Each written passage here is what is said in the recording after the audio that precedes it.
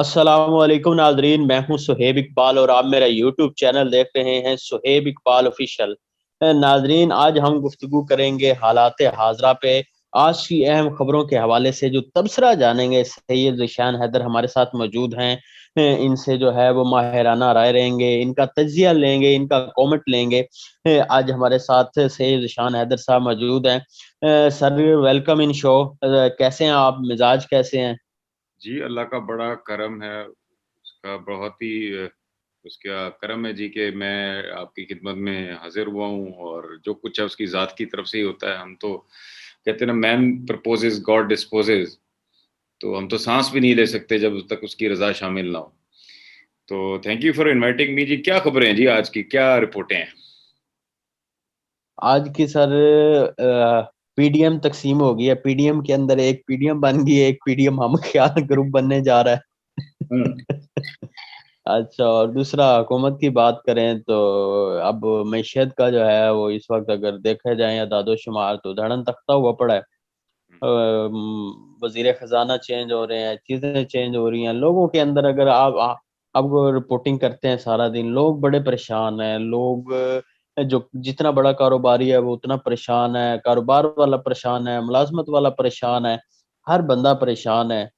کیونکہ انویسٹمنٹ چیزیں ہے نہیں، ملازمتیں ہیں نہیں، بزنس ہے نہیں، تو ہر بندہ پریشان ہے۔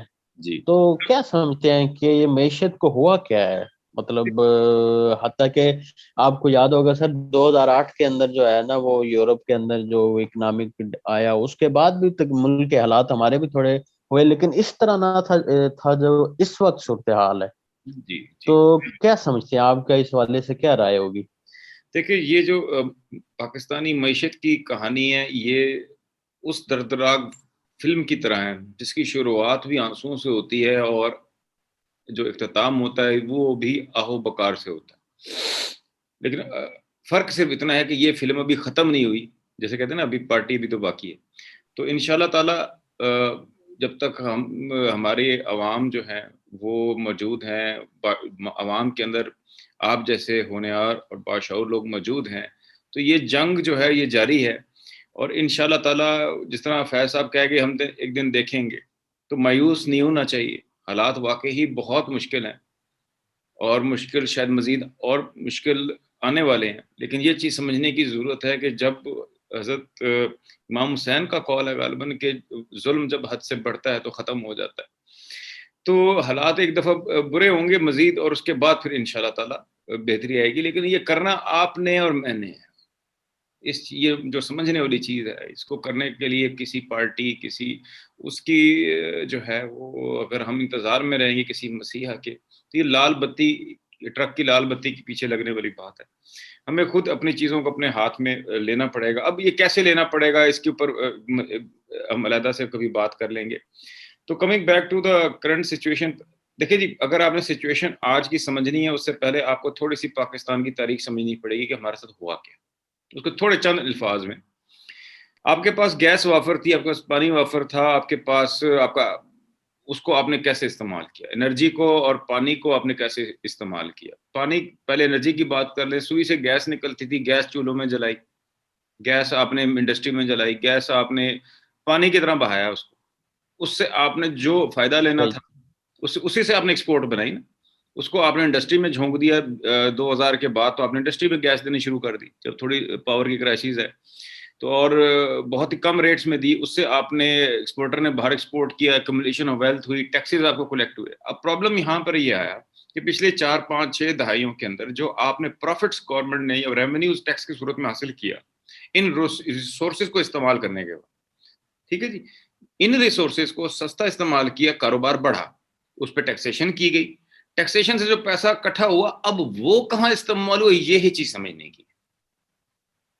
استعمال جو ریونیو کا ہے، جو گورنمنٹ کا ٹیکس ہے، جو پچھلے 5 6 دہائیوں میں مختلف گورنمنٹس نے کلیکٹ کیا، اس میں سے آدھے ادوار تو آپ کو پتہ ہے کہ امریت کے رہے، اس کے یا جمہوری ادوار، ان سب میں جو کلیکٹ کیے گئے ٹیکسیشنز کے تھرو ریونیوز ٹیکس لے کے عوام سے کلیکٹ ہوئے، وہ خرچ کہاں ہوا، یہ اگر آپ سمجھ جائیں تو آپ کو ملک کی آج کی صورتحال سمجھ میں آتی ہے۔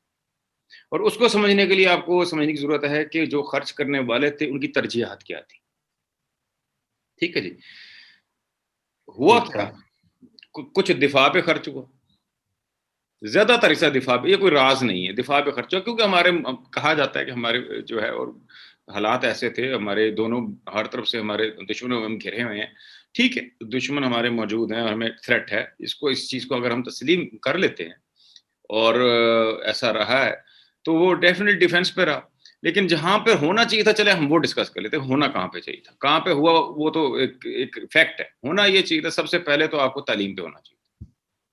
دیکھیں جی, تعلیم وہ چیز ہے جو کہ آپ کی معیشت کو کیسے اسٹرانگ کرتی ہے, اس کے آپ دیکھ لیتے ہیں. سب سے پہلے تو اگر آپ تعلیمی اداروں پہ خرچ کرتے تو آپ وہاں سبسیڈائز کرتے, زیادہ سے زیادہ تعلیمی ادارے بناتے, وہاں پہ ریسرچ اینڈ ڈیولپمنٹ کا سسٹم لے کر آتے. اب آپ ویسٹ میں اگر دیکھیں, کسی بھی بڑی یونیورسٹی میں دیکھیں, اس میں ہوتا کچھ ہی وہ سسٹم ہے کہ آپ پرائیویٹ سیکٹر جو ہے ریسرچ کو فنڈ کرتا ہے, اور جو ریسرچ کے بعد جو چیزیں اس میں سے دریافت ہوتی ہیں وہ پرائیویٹ سیکٹر کو یونیورسٹی دیتی ہے, اور وہ اس سے فائدہ, ان ایجادات سے فائدہ اٹھاتے ہیں. یہ سسٹم نہیں بنایا گیا. یہ تو ہو گیا بزنس کے اندر. دوسرا جو چیز جو ہے, ایسا اس ماڈل کے اوپر لاہور کی ایک بڑی مینجمنٹ یونیورسٹی جو ہے, اس کو کچھ بزنس گروپس نے مل کر بنایا, اور ان کا مقصد تقریباً یہی تھا کہ اس میں سے جو نکلنے والے جو اسکلڈ اسٹوڈنٹس ہوں گے, یا جو لرنڈ اسٹوڈنٹس ہوں گے, جن کے پاس مینجمنٹ کی بزنس کی تعلیم ہوگی, اس کو وہ اپنے بزنسز کے اندر جو استعمال کریں گے اور ان کو فائدہ ہوگا. یہ ساتھ میں ہی کیپیسٹی جو ہے ملک کی وہ بھی بہتر امپروو ہوگی, اور مختلف شعبوں میں بچے وہاں سے گئے اور انہوں نے بہت بہترین کارکردگی دی. لیکن باقی جس طرح اسی طرح کے اسی ماڈل کے اوپر مزید یونیورسٹیز کی ضرورت تھی, اور ہے, اور رہے گی. دوسری طرف آپ دیکھ لیں کہ اسکلڈ لیبر, آپ نے جو باہر لیبر جاتی تھی وہ آپ کی اسکلڈ نہیں تھی. آپ نے جو ووکیشنل ٹریننگ انسٹیٹیوٹس کے اوپر خرچہ نہیں کیا. فلپائنس کے اندر آپ دیکھیں, وہاں پر فلپینو میڈ, آپ کے ملک پاکستان میں میڈ آ کر فلپائن سے آ کے کام کری, یعنی کہ آپ کی اپنی میڈ, جہاں پہ اتنی بے روزگاری ہے. میں کوئی ایگزامپل موٹا دے رہا ہوں, اگر آپ کسی بہت زیادہ امیر کسی گھر میں جائیں نا, تو ہم کو وہاں پر ایک سمبل آف اسٹیٹس ہے کہ فلپائن سے آئی ہوئی میڈ کام کرتی ہے, فلپینو میڈ کہتے ہیں اس کو. ٹھیک ہے, وہ بچوں کو سنبھالتی, اور ان سے پوچھا جائے ایسا کیوں آپ فلپینو میڈس کو رکھتے ہو, کہتے ہیں جی ان کی تربیت بڑی اچھی ہوتی ہے, یہ بچوں کو مینرز سکھاتی ہیں, یہ بڑی نیٹ کلین ہوتی ہیں, جبکہ ہماری دیسی نہیں ہوتی. اب یہ کتنے دکھ کا مقام ہے کہ پاکستان جیسا غریب ملک, ٹھیک ہے, وہاں کے عمرہ جو ہیں اپنے بچوں کو سنبھالنے کے لیے گرینی کہہ لیں یا میڈ کہہ لیں, یا جو ہے وہ آپ امپورٹ کر رہے ہیں, اس کو تنخواہ بھی اس کو آپ ڈالرز میں ادا کرتے ہیں. ٹھیک ہے, یہ اگر صرف آپ کے ووکیشنل والے بچوں کو کی پرورش کرنے والی دائیاں کہہ لیں, یا جو بھی اس کا آپ کی لوکل لینگویجز میں ورڈز بنے ہیں, تو وہ ان کو ٹریننگ انسٹیٹیوٹ بنا لیتے. ٹھیک ہے, تو کم از کم آپ باہر نہیں ان کو بھیج سکتے ڈیو ٹو کلچرل ریزنس, کم از کم اپنے ملک کے اندر تو آپ جو ہے جو آپ کا ڈالر کا فلائٹ ہو رہی ہے وہ روک لیتے. تو یہ اسی طرح کے میں نے ایک ایگزامپل دیا چھوٹا سا آپ کو. اسی طرح بہت سارے ڈرائیونگ ہے, مطلب بہت اور ٹیکنیکل چیزیں ہیں جہاں پر اگر آپ انگلش کا بیریئر ہے, آپ کے ڈرائیور جو ہیں انگلش نہیں بول سکتے, اگر وہ انگلش بولنا شروع کرتے ہیں تو آپ بہت بڑی مارکیٹ پڑی ہوئی ہے جہاں پر ان کو بہت آسانی ہو نوکری لینے. ٹھیک ہے, چھوٹی چھوٹی چیزیں ہیں, چھوٹے چھوٹے اسکلز ہیں جن کی آپ کو ضرورت تھی, وہ آپ نے اس وقت توجہ نہیں دی. تو آپ کا باہر سے آنے والا جو ریونیو ہے, آپ کا بندہ جو جاتا تھا وہ 10 سال میں جہاں پہنچتا تھا بھارت یا آپ کے دیگر جو ممالک ہیں, وہاں سے اسکلڈ لیبر جب جاتی تھی وہ 1 سال میں وہاں پہنچ جاتی تھی اس ریونیو پہ, اس جابس کو حاصل کر لیتی تھی. اسی طرح آپ کا جو آپ نے یہاں پہ انویسٹ کرنا تھا وہ آپ نے نہیں کیا. ہوا کیا جی, آخر کار آپ کی گیس ختم ہو گئی. اب آپ LNG باہر سے منگواتے ہیں, جو اب آپ کا لوکل ریسورس ختم ہو گیا, اب وہ آپ کے اوپر برڈن آ گیا, کیونکہ آپ نے بجلی پیدا کرنی ہے, آپ نے اپنی گاڑیاں چلانی ہیں, آپ نے اپنی ملک کو کچھ رن کرنا ہے, تو یہ آپ نے کرنا آپ کو پڑے گا. وہ ضرورت اس چیز کی تھی کہ آپ نے جو آپ کے ریسورسز اکٹھے ہوئے تھے اس کو آپ آلٹرنیٹ انرجی کے اوپر لگاتے, آپ ڈیمز کے اوپر لگاتے, آپ ایسے ریسورسز انرجی کے جنریٹ کرتے جس سے آپ سستی انرجی. اب دیکھیں جو مہنگی انرجی استعمال کر آپ اپنا جو بھی چیز آپ بنائیں گے, ٹیکسٹائل بنائیں, کوئی بھی چیز آپ پروڈیوس کریں گے, وہ انٹرنیشنل مارکیٹ کے نہیں کر سکتی, وہ آپ کمپیٹ کر ہی نہیں سکتے. مہنگی چیز کیوں کو خریدے گا دوسرے ممالک کے اندر؟ اگر آلٹرنیٹ انرجی, سستی انرجی یا سے جو ہے سورس سے جو چیز بن کر مارکیٹ میں آئے گی وہ نیچرل سستی ہوگی. وہ ریٹ گرا سکے گا انٹرنیشنل مارکیٹ کے اندر, آپ نہیں گرا سکیں گے, آپ کی چیز بکے گی نہیں, آپ تو پھنس گئے. ٹھیک ہے جی. اب یہ صورتحال ہے کہ آپ اسی لیے آپ کا پیسہ ڈی ویلیو ہوتا ہے. جب آپ کے جو ہے آپ کے پاس ایکسپورٹس نہیں ہیں, آپ کی ایکسپورٹس جو ہے کمپیٹیٹو نہیں رہ گئی, آپ کتنی سبسڈی دیں گے؟ دیکھیں آپ سبسڈی لیتے ہیں, لوگوں سے ٹیکس لیتے ہیں, سبسڈی دیتے ہیں تاکہ ایکسپورٹ بڑھے, تاکہ آپ کا بیلنس آف پیمنٹ ہو. یہ کہاں کی سائنس ہے؟ یہ کب تک آپ دیتے رہیں گے ٹیکس کو, آپ سبسڈی دے کر صرف ڈالر کمانے کے لیے؟ یہ تو زیرو سم گیم ہے. مطلب اس کے اندر تو آپ کو کبھی بھی آپ کہیں کنارے, یہ تو صرف وقت گزارنے والی بات ہے. آپ نے کیپیسٹی بلڈنگ کہاں کی؟ آپ نے اپنے ملک کی کیپیسٹی تو بلڈ کہاں سے کر دی؟ نہیں کی نا آپ نے. آپ کرنے والے کام چلیں. اب یہ آپ کے یہ مسئلہ دوسرا, پانی کی طرف آپ دیکھ لیں, ٹیوب ویل آپ نے لگا دی, ٹیوب ویل سے آپ کا پانی کی سطح نیچے گر گئی. اسے کہتے ہیں ٹریجڈی آف کامنز بھی کہتے ہیں. مطلب اس کا کہنے کا مطلب ہے کہ اتنا کامن کر دیا آپ نے, جو آپ کی بڑی قیمتی ریسورس تھی, جو آپ کا پانی نیچے تھا, اس کو آپ نے ایمرجنسی میں یوز کرنے کے لیے آپ کو استعمال کرنا چاہیے. تو آپ نے فصلوں پہ لگائی رکھا, آپ نے سوچا ہی نہیں کہ جب یہ ختم ہو جائے گا, زمین نیچے سے پانی نہیں ختم ہو جائے, آپ کیا کریں گے, کہاں جائیں گے؟ پینے کے لیے پانی نہیں ہوگا آپ کے پاس. آپ نے فصلوں میں لگائی رکھا ہو پانی ٹیوب ویل سے نکال کر, نہ کہ آپ نہری سسٹم کو بہتر کرتے, آپ نئے قسم کے جو ہے وہ طریقے کرتے, جس طرح ڈرپ واٹر ہے, یعنی کہ آپ کی ییلڈ بڑھاتے آپ کی فصلوں کی, نئے نئے طریقے کرتے, سیڈز کے اوپر ریسرچ کرتے تاکہ آپ کی تھوڑی زمین کے اوپر سے زیادہ پروڈیوس ہو. جیسے بھارت آتا ہے ٹائم زیادہ پروڈیوس کرتا ہے آپ کی نسبت, تو اس پہ آپ نے کام نہیں کیا, کیونکہ آپ نے ایجوکیشن پہ انویسٹ نہیں کیا, آپ نے سائنس پہ انویسٹ نہیں کیا, آپ نے ریسرچ پہ انویسٹ نہیں کیا. ٹھیک ہے جی. اور آپ جو ہے نا خرچے کرتے رہے, جیسے میں ذکر کر چکا ہوں, بار بار نہیں دہرانے, آپ نے ایسی جگہوں پہ خرچ کیے جہاں پر وہ ضائع ہو گئے. ٹھیک ہے, نان ڈیولپمنٹ ایکسپینڈیچر آپ نے کی. ٹھیک ہے. اچھا سر, اس کی کیا وجہ ہو سکتی ہے کہ پراپر کوئی, جو مجھے سمجھ آتی ہے, شاید آپ اس سے اختلاف کریں یا میری رائے کو جو ہے وہ انڈورس کریں, کہ کوئی پالیسی جو میکر ہے وہ 6 دن بعد چینج ہو جائے, 20 دن بعد چینج ہو جائے, کوئی وہ کنسسٹنسی نہیں رہی, کوئی مستقل مزاجی نہیں رہی پالیسی کے اندر. ہر کوئی آتا ہے وہ اپنے دماغ سے چیز کو چلانے شروع کر دیتا ہے. کوئی آتا ہے وہ کہتا ہے جی میٹرو ٹھیک ہے, کوئی کہتا ہے نہیں ہے جی آپ وہ بے نظیر انکم سپورٹ پروگرام دیں, کوئی آتا ہے وہ کہتے ہیں جی کچھ نہیں آپ درخت لگائیں. تو اس طرح کی جو چیزیں ہیں, آپ نہیں سمجھتے کہ یہ جو معیشت ہے یا اس کے حوالے سے جو ہے وہ ایک مستقل مزاجی اور جیسے آئین ایک باضابطہ طور پر ہوتا ہے, اس کو بھی ایک اس طرح جو ہے نا وہ مستقل بنیادوں پر ہونا چاہیے جی اس کی بالکل, پالیسیوں آپ کو. درست فرما گئے. مستقل مزاجی کے لیے میں آپ کو ایگزامپل دیتا ہوں. کبھی آپ گھر کرائے پر لیتے ہیں تو آپ اس کے اوپر انویسٹمنٹ نہیں کرتے. کرایہ دار کبھی بھی لانگ ٹرم انویسٹمنٹ, اس کو پتا ہوتا ہے میں ہو سکتا ہے مہینے میں چلا جاؤں, 6 مہینے میں چلا جاؤں, میں یہاں پر جو لاکھوں کی انویسٹمنٹ کیوں کروں گا, میں اگلے 10 سال کی پلاننگ اس گھر کے اوپر انویسٹمنٹ کیوں کروں گا. تو جب جی جی وہ لوگ ملک کے فیصلے کریں گے جن کے اپنے ٹینیور 2 سے 3 سال ہوں گے, ٹھیک ہے جی, اور اس کے بعد ان کے پلان ہوں گے کہ ہم نے دبئی, امریکہ اور وہاں جا کر سیٹل ہونا, تو ان کی انویسٹمنٹ کی نوعیت کیا ہوگی, ان کی ترجیحات کیا ہوں گی, آپ خود سمجھ سکتے ہیں. اس میں کوئی راکٹ سائنس نہیں ہے. ٹھیک ہے. پھر ہم جنہیں برا کہتے ہیں, جنہیں کرٹیسائز کیا جاتا ہے ان سیاسی پارٹیوں, جن کی تیسری نسلیں بھی یہاں جیل کاٹ رہی ہیں. ٹھیک ہے جی, وہ تو ان کو کہا جاتا ہے کہ ان کی پالیسیاں بری تھی. ٹھیک ہے. اور جو جن کی نیکسٹ نسل کا پتہ نہیں وہ کہاں پر ہیں. کچھ واقعات ہیں جی ماشاءاللہ, لیکن وہ جیل میں نہیں ہے, وہ حکومت میں ہے. تو وہ ہمیشہ سے, تو انہوں نے جو ہے اب نام لینا مناسب نہیں.